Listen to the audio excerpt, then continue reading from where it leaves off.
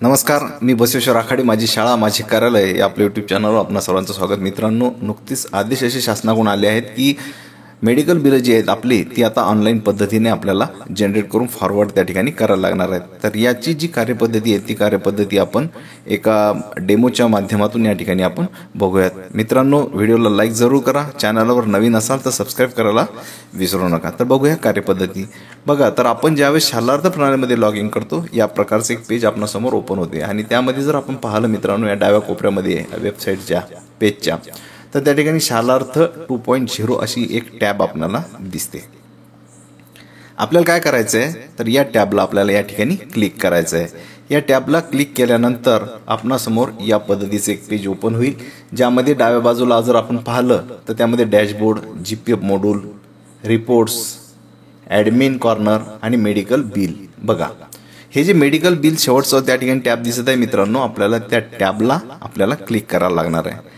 या टॅबला क्लिक केल्यानंतर तुमच्या समोर त्याच्या खाली पुन्हा एक टॅब ओपन होईल की मेडिकल बिल एंट्री. बघा, स्क्रीनवर आपल्याला दिसत आहे. आता ही मेडिकल बिल आपल्या एंट्री या ठिकाणी करायची आहे. याची कार्यपद्धती अगदी सोपी आहे. फक्त हे बिल एंट्री करताना एक काळजी घ्यायची आहे की आपल्याला जो माननीय शिक्षणाधिकारी यांच्याकडून मंजुराती आदेश जे पत्र त्या ठिकाणी ऑर्डर आपल्याला मिळाली असते त्याची PDF मित्रांनो आपण आपल्या डेस्कटॉपला PDF स्वरूपात सेव्ह करून ठेवणं गरजेचं आहे. त्यानंतर पुढची माहिती आपल्याला त्यावरूनच भरायला लागणार आहे. तर बघा, ज्यावेळेस मग आपण या मेडिकल बिल एंट्री या टॅबला क्लिक करतो त्यावेळेस आपणासमोर असं एक पेज त्या ठिकाणी ओपन होते. त्यामध्ये एम्प्लॉई डिटेल्स, शालार्थ ID आणि वगैरे त्या गोष्टी आपल्याला करायला लागणार आहेत. आता इथे तर सर्वप्रथम आपण काय करायचं आहे, तर त्या कर्मचाऱ्याचा शालार्थ ID ज्याचं मेडिकल बिल बनवायचं आहे, मग कोणाचं 04 असेल, कोणाचं 05 DED वगैरे असेल, जो कुठलाही शालार्थ ID असेल तो आपल्याला या ठिकाणी टाकायचा आहे, भरायचा आहे. त्यानंतर सर्च या बटनावर आपल्याला क्लिक करावं लागणार आहे. ज्यावेळेस मित्रांनो आपण सर्च या बटनावर क्लिक करतो त्यावेळेस या ठिकाणी बघा त्या कर्मचाऱ्याचं शालार्थ ID, DDO डिटेल्स म्हणजे या ठिकाणी त्या शाळेचा युजर ID जो आपल्याला शालार्थ ID आहे तो त्या ठिकाणी येतो. त्यानंतर कर्मचाऱ्याची डेट ऑफ जॉईनिंग, सोबतच कर्मचाऱ्याचं नाव आणि सर्व्हिस एंड डेट म्हणजे रिटायरमेंट डेट, एवढ्या टॅब ॲटोमॅटिक त्या ठिकाणी सर्च बटनावर क्लिक केल्याबरोबर ॲटोमॅटिक त्या ठिकाणी फ्लॅश होतात. आपल्याला आता बिलाला या ठिकाणी सुरुवात करायची आहे. तर बघा, तर मग पहिली टॅब त्या ठिकाणी येते आहे मेडिकल बिल टाईप आणि यामध्ये ऑप्शन येत आहे फायनल बिल किंवा सिलेक्ट बिल टाईप या पद्धतीनं. तर आपल्याला या ठिकाणी मित्रांनो फायनल बिल नावाचं त्या ठिकाणी याला टिक करायचं आहे की त्या या फायनल बिलला तुम्ही टिक केल्यानंतर त्या ठिकाणी फायनल बिल असं येईल.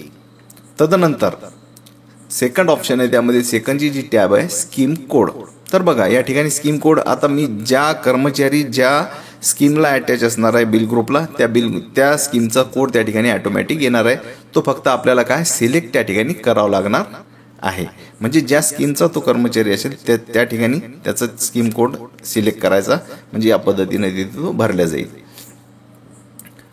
आता स्कीम कोड टाकल्यानंतर मित्रांनो त्या पुढे येते मेडिकल केस ID. हा मेडिकल केस ID आपल्याला भरायची गरज नाही, तो ऑटोमॅटिक त्या ठिकाणी जनरेट होणारा असतो.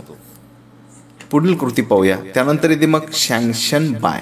तर बघा मित्रांनो, हे फार महत्त्वाचं आहे. मग आता सँक्शन बायच्या टॅबमध्ये इथे दिलेलं आहे मंत्रालय, एज्युकेशन ऑफिसर, त्यानंतर डेप्टी डायरेक्टर आणि CEO ZP. बघा, आता आपली ऑर्डर यापैकी कोणाच्या सहीने सँक्शन झालेली आहे त्याला आपण सिलेक्ट या ठिकाणी करायचं आहे त्या नावाला. म्हणजे आपल्याकडे साधारणतः एज्युकेशन ऑफिसर आपली सँक्शन ऑर्डर या ठिकाणी काढतात.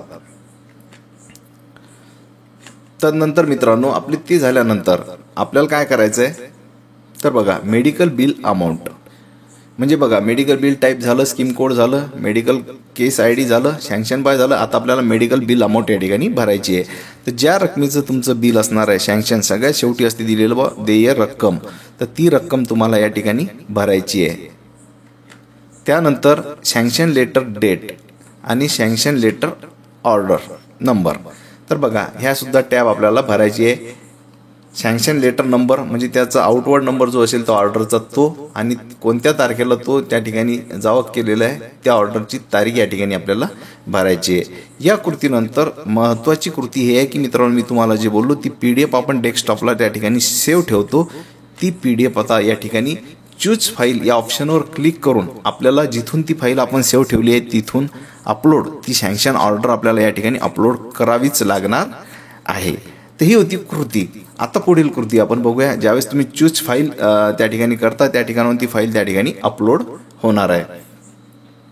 तदनंतर मित्रांनो आपल्याला पाहायचं आहे की पेशंट नेम. मग पेशंट नेममध्ये ज्या पेशंटचं बिल आपण ते काढलेलं आहे, एखाद्या वेळेस स्वतःचं असणार, बायकोचं असणार किंवा मुलाचं असणार, ज्याचं कोणाचं, त्या पेशंटचं नाव आपल्याला या ठिकाणी मेन्शन करायचं आहे. आणि त्या पुढील जी टॅब आहे की रिलेशन विथ पेशंट, तर बघा त्यामध्ये मदर, फादर, स्पाऊस, सन, डॉटर, सेल्फ आणि स्पाऊस, रिलेटिव्ह, अदर. बघा या ठिकाणी आई, वडील, पत्नी, मुलगा आणि मुलगी आणि सेल्फ या पद्धतीचे ऑप्शन दिलेले आहेत. ज्याच्यावर उपचार झालेले आहेत त्याच्याशी त्याचं नातं आपल्याला या ठिकाणी या टॅबमधून सिलेक्ट करून या ठिकाणी घ्यायचं आहे. त्यानंतर पुढील टॅब राहते मित्रांनो रिमार्क. मग रिमार्क काय असणार आहे? रिमार्क आपण टाकू शकतो as per order, as per rule. तुम्हाला योग्य वाटेल तो रिमार्क त्या ठिकाणी आपण टाकायचा आहे, भरायचा आहे. आणि एवढी माहिती भरल्यानंतर पुन्हा व्हेरीफाय तुम्ही स्क्रोल करून करू शकता. मित्रांनो भरलेली माहिती बरोबर आहे की नाही तुम्ही स्क्रोल करून पाहायला पाहिजे. आणि कारण की आपलं हे अंतिममध्ये आलेलं आहे. त्यानंतर आपल्याला सेव्ह अँड फॉरवर्ड या बटनावर क्लिक करून हे DDO 2 कडे आपलं बिल जे आहे ते फॉरवर्ड त्या ठिकाणी होणार आहे. याचं सुद्धा तुम्ही Ctrl+P करून याची सुद्धा प्रिंट या ठिकाणी घेऊ शकता. मित्रांनो ज्यावेळेस आपण हे बिल सेव्ह अँड फॉरवर्ड करतो त्यानंतर या पद्धतीनं आपल्यासमोर पेज ओपन होईल. जे सुरुवातीचं होतं ते त्यामध्ये आता या ठिकाणी त्या कर्मचाऱ्याचा Shalarth ID, medical case ID, scheme code, sanction amount, sanction by वगैरे सगळं आकडे वगैरे सगळे या ठिकाणी जनरेट होतील. आणि मग या ठिकाणी जो हा या कर्मचाऱ्याचा शालार्थ ID दिसत आहे, या शालार्थ ID असा निळ्या रंगामध्ये ॲक्टिव्ह असणार आहे. त्यावर तुम्ही क्लिक केल्यानंतर तुम्हाला त्या ठिकाणी प्रिंट त्याची मिळणार आहे. तर बघा ही होती कृती. या पद्धतीने हे मेडिकल बिल या ठिकाणी तयार होणार आहे. ही प्रिंट, कव्हरिंग लेटर आणि तुमच्या मेडिकल बिलाची सर्व फाईल त्यासोबत त्या ऑर्डर हे सर्व जोडून आपल्याला हे बिल पे युनिटकडे सादर करायचं आहे. ही होती मित्रांनो कार्यपद्धती. व्हिडिओ आवडला असेल लाईक जरूर करा व इतर मित्रांनासुद्धा शेअर करायला विसरू नका. धन्यवाद.